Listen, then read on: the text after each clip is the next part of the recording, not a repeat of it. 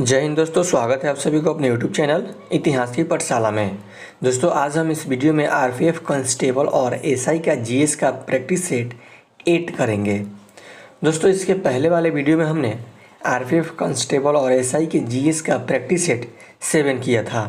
तो दोस्तों जिन लोगों ने उस वीडियो को नहीं देखा है तो उसका जो लिंक है मैंने डिस्क्रिप्शन बॉक्स में दे दिया है, आप वहाँ से जाकर उस वीडियो को देख सकते हैं। तो दोस्तों आप इस वीडियो में अंत तक बने रहें। यदि आप इस चैनल पर नए हैं तो चैनल को सब्सक्राइब करें और वीडियो को लाइक करें। और साथ ही साथ यदि आप जानते हैं किसी भी क्वेश्चंस का आंसर तो आप उसका जो जवाब है आप कमेंट्स बॉक्स में देते चलेंगे, है ना। तो दोस्तों आज से क्लास से स्टार्ट करते हैं और देखते हैं आज का हमारा पहला प्रश्न क्या है। तो दोस्तों आज का जो हमारा पहला प्रश्न है कि विश्व के किस देश ने सर्वप्रथम कागजी मुद्रा जारी किया। यानी कहने का मतलब है कि विश्व का वो कौन सा देश है जो सर्वप्रथम कागजी मुद्रा माने कागज़ का मुद्रा जारी किया था। तो दोस्तों चीन जो था विश्व में एक ऐसी देश है चीन जो सर्वप्रथम कागज़ का मुद्रा जारी किया था, है ना, चीन। तो इसका राइट आंसर होगा option number B. Option number B इसका राइट आंसर होगा चीन, है ना। फिर चलते हैं अगला प्रश्न। अगला प्रश्न जो है कि राजघाट किसका समाधि स्थल है। दोस्तों राजघाट जो है वो महात्मा गांधी का समाधि स्थल है। किसका दोस्तों? महात्मा गांधी। महात्मा गांधी राजघाट जो है महात्मा गांधी का समाधि स्थल है ना। दोस्तों आप अपने पास एक नोटबुक रखेंगे, मैं जितना भी बातें बोल रहा हूँ आप उसे नोट करते चलेंगे ताकि रिवीजन टाइम आपको कठिनाई नहीं होगी और फटाफट आप रिवीजन कर लेंगे एग्ज़ाम टाइम, है ना। तो दोस्तों जो महात्मा गांधी जो थे इनका जो समाधि स्थल था वो राजघाट था, है ना। तो इसका राइट आंसर होगा ऑप्शन नंबर सी यानी महात्मा गांधी, है ना। फिर चलते हैं अगले प्रश्न की ओर, देखते हैं अगला प्रश्न क्या है। अगला प्रश्न जो है दोस्तों कि वाटर लू का संबंध किससे है। वाटर लू का संबंध किससे है। दोस्तों वाटर जो लू का संबंध है वो नेपोलियन से है। किसे है दोस्तों? नेपोलियन से। नेपोलियन से, है ना। जो वाटरलू का संबंध है दोस्तों वो नेपोलियन से है ना। तो इसका राइट आंसर होगा option number B. Option number B इसका राइट आंसर होगा। फिर चलते हैं अगले प्रश्न की ओर। अगले प्रश्न जो है कि असम राज्य का नया नाम क्या है। असम राज्य का नया नाम क्या है। दोस्तों असम राज्य का जो नया नाम है वह है असम। असम जो राज्य है उसका नाम बदलकर असम रख दिया गया है ना दोस्तों। तो इसका जो राइट आंसर होगा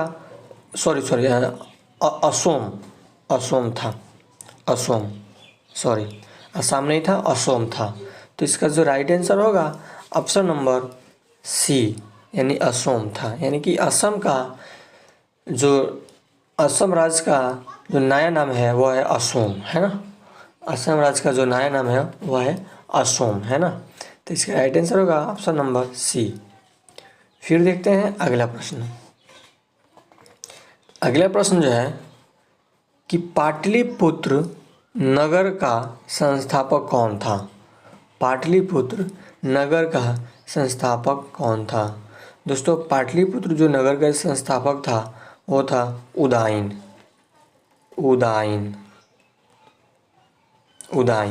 तो इसका राइट आंसर होगा ऑप्शन नंबर सी उदयन, है ना दोस्तों। फिर देखते हैं अगला प्रश्न। अगला प्रश्न है कि महावीर ने जैन धर्म से पूर्व से प्रतिपादित कर महाभारतों में कौन सा 5वां व्रत जोड़ा। यानी जो महावीर थे वो जैन धर्म से पहले प्रतिपादित कर महाभारत में कौन सा 5वां व्रत जोड़ा। तो दोस्तों महावीर ने जो 5वां व्रत जोड़ा उसका नाम था ब्रह्मचर्य। तो इसका जो राइट आंसर होगा ऑप्शन नंबर सी होगा, है ना। फिर देखते हैं अगला प्रश्न। अगला प्रश्न है कि मोहम्मद बिन तुगलक ने अपनी राजधानी दिल्ली से कहाँ हस्तांतरित किया। मोहम्मद बिन तुगलक ने अपनी राजधानी दिल्ली से कहाँ हस्तांतरित किया। तो दोस्तों मोहम्मद बिन तुगलक ने जो अपनी राजधानी दिल्ली से जहाँ पे हस्तांतरित किया, यानी दिल्ली से बदल के जहाँ पे रखा, उसका नाम था दौलताबाद। क्या नाम था दोस्तों? दौलताबाद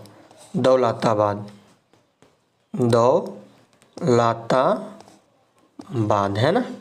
तो इसका राइट आंसर होगा ऑप्शन नंबर बी, यानी दौलताबाद, है ना। फिर देखते हैं अगला प्रश्न।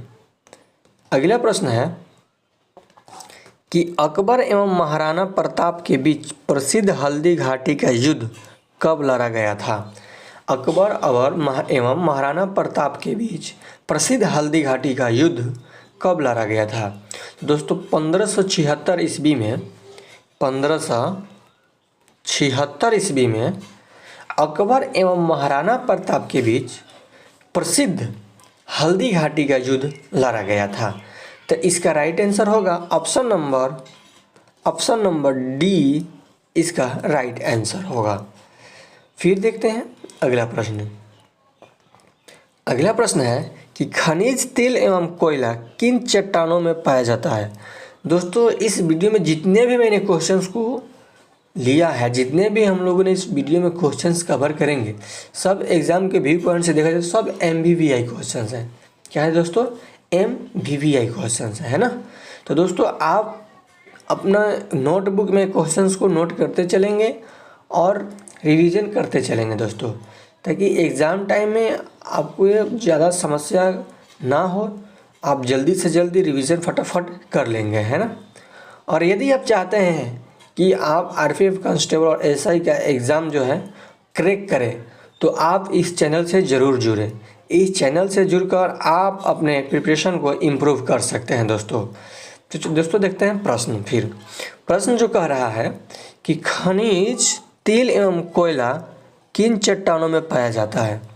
खनिज तेल एवं कोयला किन चट्टानों में पाया जाता है। तो दोस्तों अवसादी जो चट्टान होते हैं, अवसादी जो चट्टान होते हैं, इसमें खनिज तेल एवं कोयला पाया जाता है। तो इसका जो राइट आंसर होगा ऑप्शन नंबर ए होगा। फिर चलते हैं अगला प्रश्न। अगला प्रश्न है कि विश्व का सबसे ऊंचा ज्वालामुखी पर्वत कौन है। दोस्तों विश्व का सबसे जो ऊंचा ज्वालामुखी जो पर्वत है वो है कोटोपैक्सी।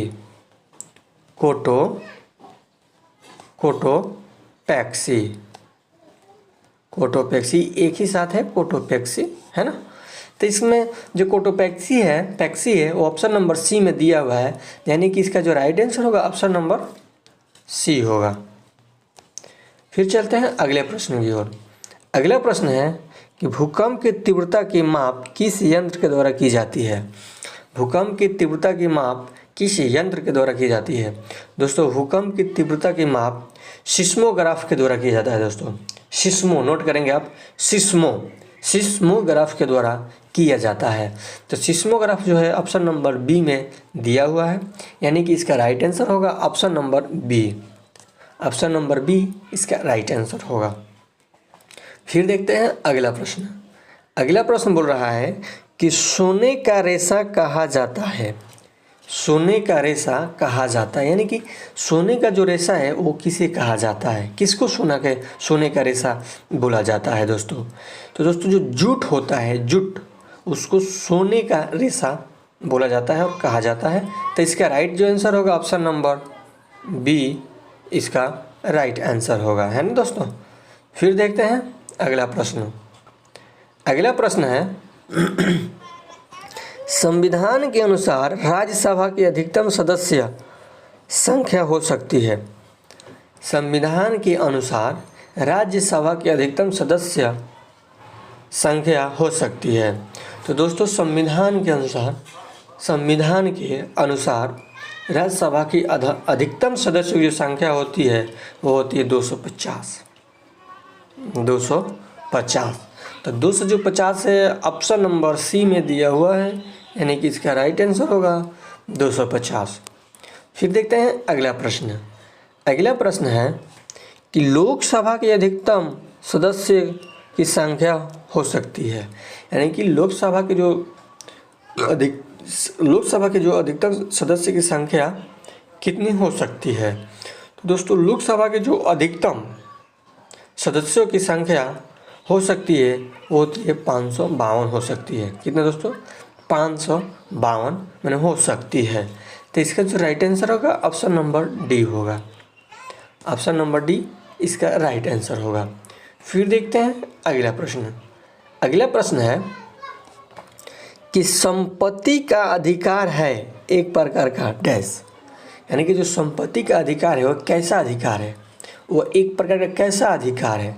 तो दोस्तों वो जो है विधिक अधिकार है। क्या है दोस्तों? विधिक अधिकार। विधिक अधिकार है, है ना दोस्तों। तो इसका जो राइट आंसर होगा ऑप्शन नंबर बी होगा, यानी बी विधिक अधिकार। फिर देखते हैं अगला प्रश्न। अगला प्रश्न है कि स्वतंत्र भारत में प्रथम निर्वाचन आयुक्त कौन थे। स्वतंत्र भारत में प्रथम निर्वाचन आयुक्त कौन थे। तो दोस्तों स्वतंत्र भारत में जो प्रथम निर्वाचन आयुक्त थे वो थे सुकुमार सेन। सुकुमार सेन जो है ऑप्शन नंबर बी में दिया हुआ है। तो इसका जो राइट आंसर होगा ऑप्शन नंबर बी होगा। फिर देखते हैं अगला प्रश्न। अगला प्रश्न वो कह रहा है कि भारत में गरीबी हटाओ का नारा किस पंचवर्षीय योजना के अंतर्गत दिया गया था। भारत में गरीबी हटाओ का जो नारा था वो किस पंचवर्षीय योजना के अंतर्गत दिया गया था दोस्तों।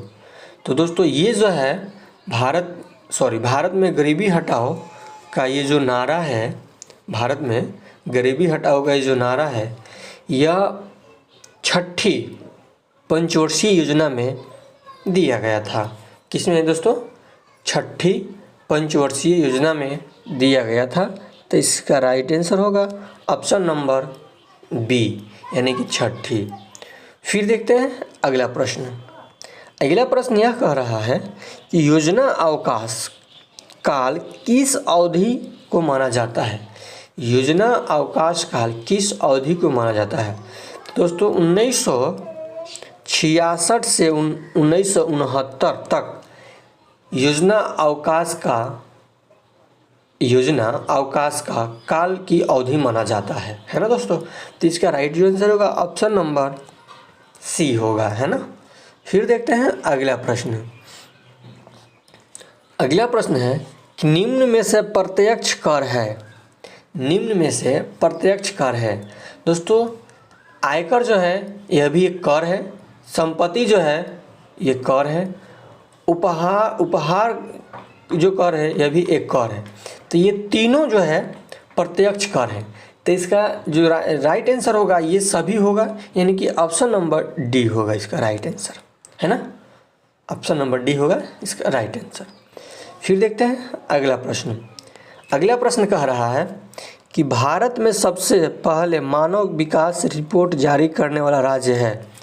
भारत में सबसे पहले मानव विकास रिपोर्ट जारी करने वाला राज्य है वह है मध्य प्रदेश।